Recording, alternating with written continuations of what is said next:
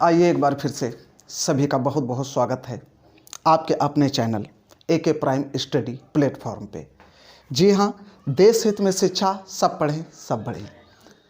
तो आइए आज हम आपके लिए लेके आए हैं क्लास 6 to 12। जी हाँ, क्लास 6 to 12 के लिए इम्परेटिव सेंटेंस के एक्टिव टू पैसों कैसे बनाएं। अगर सेंटेंस इम्परेटिव सेंटेंस है तो उसको हम पैसों में कैसे कन्वर्ट करें।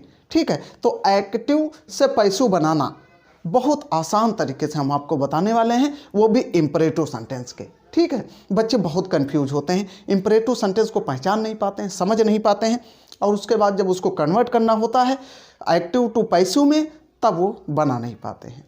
तो चूँकि यूपी बोर्ड एग्ज़ाम बहुत शीघ्र होने वाले हैं, सीबीएसई भी होने वाले हैं, तो सभी के लिए बहुत इंपॉर्टेंट क्लास होने वाली है। तो क्लास शुरू करने से पहले आपसे निवेदन करना चाहूँगा कि अगर आप चैनल पर नए हैं तो प्लीज़ चैनल को सब्सक्राइब ज़रूर करें और ज़्यादा से ज़्यादा शेयर करें। तो ठीक है, चलिए क्लास शुरू करते हैं। आइए सबसे पहले मैं आपको बताऊंगा एक्टिव टू पैसों इम्परेटिव सेंटेंस। ठीक है, इम्परेटिव सेंटेंस अगर लिखा हुआ है तो उसका हम पैसों कैसे बनाएं। तो सबसे पहले हमें पहचानना बहुत ज़रूरी है। सेंटेंस लिखा है तो हम पहचाने कैसे कि ये इम्परेटिव है, असर्टिव है, इंट्रोगेटिव है, ऑप्टेटिव है, कैसा है। जब हम ये समझ पाएंगे तभी तो पैसों बनेगा। तो चलिए समझाते हैं आपको। पहचानेंगे कैसे? अगर कोई भी सेंटेंस वर्ब की फर्स्ट फॉर्म से स्टार्ट है, ठीक, तो हम समझ लेंगे कि ये इम्परेटिव सेंटेंस है। सेकंड थिंग ये है कि सेंटेंस डू नॉट से स्टार्ट हो सकता है या डोंट लिखा हो सकता है। ठीक है, इसका कंट्रैक्टेड फॉर्म डोंट होता है। कंट्रैक्टेड भी समझाएंगे, इतना जल्दी क्यों है। ठीक है, पहले ये समझ लेते हैं। प्लीज या काइंडली या नेवर, इनमें से कुछ भी हमको सेंटेंस में मिल जाता है तो हम समझ लेते हैं कि इम्परेटिव सेंटेंस है। ठीक, अब चलिए, अब बनाते कैसे हैं। बनाने का स्ट्रक्चर हमने आपको ये थोड़ा सा समझाने का प्रयास किया है कि ये थोड़ा सा फार्मूला है, एक देख लीजिए आप। सबसे पहले let, after that subject, after that be, after that third form of the verb and by you. This is optional. Okay, अगर आप चाहें तो बाय यू लगा सकते हैं, नहीं लगाना चाहते हैं तो मत लगाइए, सेंटेंस रॉन्ग नहीं होगा। ठीक है, तो आप समझ गए होंगे और आगे भी समझाने का। तो यहाँ से आप थोड़ा सा कंफ्यूज हो जाते हैं बच्चे कि हम बनाएंगे कैसे, लेकिन बनाना बहुत ईजी है, बस आप समझ लीजिए ये स्ट्रक्चर है। ठीक, जैसा कि आपको बता चुके हैं हम। अब देखिए कुछ एग्जाम्पल लेते हैं, एग्जाम्पल के थ्रू आप बेहतर समझेंगे। तो एग्जाम्पल क्या है, देखिए सबसे पहले गो देयर, ये सेंटेंस लिखा हुआ है। अब इस सेंटेंस को पढ़ने के बाद देखिए वर्ब की फर्स्ट फॉर्म से स्टार्ट है गो देयर, तो हम समझ गए कि ये इंपरेटिव सेंटेंस है। ठीक, अब इसको हम बनाएंगे इस स्ट्रक्चर से। ठीक है, ये फार्मूला है आपका, समझ लीजिए। सबसे पहले क्या लिखना है, लेट, तो हमको लेट लिख देना है। आफ्टर दैट सब्जेक्ट, अब सब्जेक्ट इसमें क्या है, गो वर्ब है, देयर सब्जेक्ट है तो देयर लिखना है। ठीक, उसके बाद बी, तो बी लगा देना है। इसके बाद वर्ब की थर्ड फॉर्म गो की थर्ड फॉर्म गॉन। आ गया समझ में, फुल स्टॉप, ये हमारा सेंटेंस बन गया, let there be gone. Okay, अगर हम चाहें तो बाय यू इसके आगे लगा दें तब भी सही है, नहीं लगाएं तब भी सही है। चलिए लगा देते हैं, थोड़ा सेंटेंस बड़ा हो जाएगा बस, बाकी इससे कोई फर्क पड़ने वाला नहीं है। आ गया समझ में। और एक चीज़ होती है गो देयर, इसको एक तरीके से हम और बनाते हैं, वो ये है कि जैसे गो देयर हमको यहाँ पे लग रहा है कि कोई आदेश दे रहा है। इम्परेटिव सेंटेंस आदेशात्मक होता ही है, तो यहाँ पे हमको लग रहा है गो देयर, वहाँ जाइए, आदेश दे रहा है। तो अगर आदेश दे रहा है तो इसको हम ऐसे भी बना सकते हैं, you are ordered,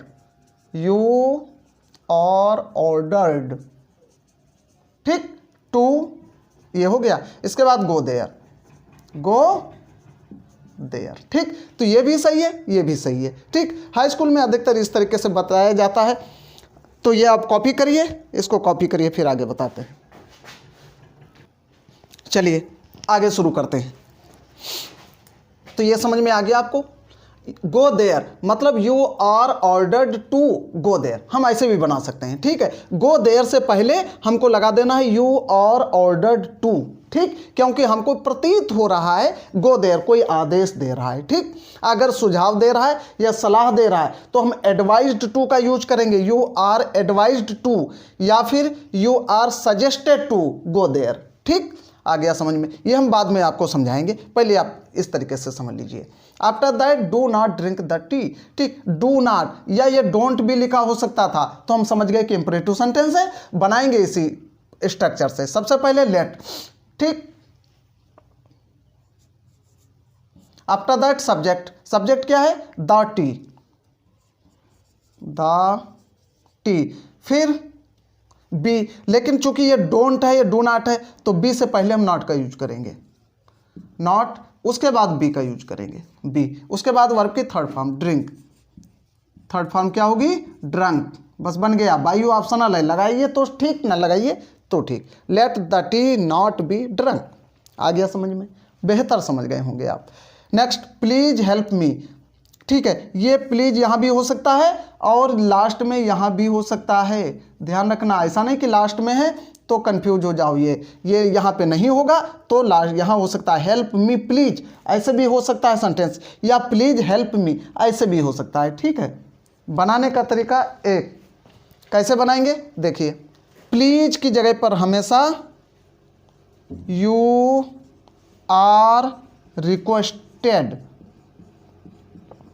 requested to और प्लीज को हटा देते हैं, ठीक। उसके बाद जो सेंटेंस हमारा बचता है इसके आगे हम राइट कर देते हैं हेल्प मी, आ गया समझ में, ठीक। दूसरा please do not hide the poor, अब इसमें प्लीज तो लगा हुआ है, साथ में डू नॉट भी लगा हुआ है, ठीक है। तो अब देखिए यहाँ पे हम क्या करने वाले हैं, please do not hide the poor, कुछ नहीं करना है आपको, प्लीज की जगह पर यू आर रिक्वेस्टेड टू का ही यूज करना है। देखिए यू आर रिक्वेस्टेड, ठीक। अब डू नॉट है तो बस थोड़ा सा फर्क करना है, नॉट टू कर देना है, वैसे केवल टू करते यू आर रिक्वेस्टेड टू, अब डू नॉट है तो नॉट टू हो जाएगा, बस बाकी जो यहाँ पे ये बच रहा है इसके आगे लिख दीजिए हैड द पुअर, ठीक, बस हो गया, आ गया समझ में। चलते हैं अगली स्लाइड पे, ये देखिए never tell a lie, never भी इंपरेटिव सेंटेंस का हिस्सा है, इसको कैसे बनाएंगे, इसको बनाने के लिए एक फार्मूला होता है, चलिए फार्मूला नोट कर देते हैं। क्या होता है, सबसे पहले सब्जेक्ट फिर शुड होता है, देखिए ये फार्मूला, सब्जेक्ट उसके बाद शुड फिर नेवर फिर बी उसके बाद वर्ब की थर्ड फॉर्म, बाय यू इसमें भी ऑप्शनल है, आप लगाएं तो सही है, ना लगाएं तब भी सही है, ठीक, ये ऑप्शनल है। आ गया समझ में। अगर कोई भी नेवर वाला सेंटेंस हमको मिल जाता है तो हम इस तरीके से इस स्ट्रक्चर से उसको, देखिए सबसे पहले क्या करना है, सबसे पहले शुड का यूज करना है, नहीं सब्जेक्ट, तो देख सकते हैं आप subject plus should plus never plus be plus verb की थर्ड फॉर्म, ठीक, इसी के अकॉर्डिंग बनाना है। सब्जेक्ट लिखना है, सब्जेक्ट है आ लाई, तो हम आ लाई पहले लिखेंगे, समझते चलिए सही से, आ लाई, उसके बाद शुड, उसके बाद नेवर, उसके बाद बी, उसके बाद वर्ब की थर्ड फॉर्म टेल, टेल की third form told, by you optional है, लगाइए तो भी सही, नहीं लगाइए तब भी सही, ठीक। नेवर डू इट, इसको भी इसी फार्मूले से बनाएंगे, सबसे पहले सब्जेक्ट इट, इसके बाद शुड, शुड के बाद नेवर, नेवर के बाद बी, बी के बाद वर्ब की थर्ड फॉर्म डू, डू की थर्ड फॉर्म डन, बस हो गया। अब देखिए डू इट, ये क्या है, इंपरेटिव सेंटेंस है, तो ये लेट से बनेगा, सबसे पहले लेट, फिर सब्जेक्ट आता है इट, फिर बी आता है, फिर वर्ब की थर्ड फॉर्म, डू की थर्ड फॉर्म डन। बच्चे बहुत कंफ्यूज होते हैं डू इट वाले सेंटेंस में, अधिकतर एग्जाम में पूछ लिया जाता है, ठीक। उसके बाद आइए ड्रिंक द मिल्क डेली, थोड़ा सा लंबा किया है सेंटेंस को हमने, लेकिन बनाएंगे इसी फार्मूले से। सबसे पहले लेट, लेट के बाद सब्जेक्ट, सब्जेक्ट क्या है द मिल्क, द मिल्क, उसके बाद बी के बाद वर्ब की थर्ड फॉर्म, ड्रिंक की थर्ड फॉर्म ड्रंक। उसके बाद जो अब हमारा कंप्लीमेंट बच रहा है, कंप्लीमेंट क्या है, मिल्क डेली, नहीं डेली।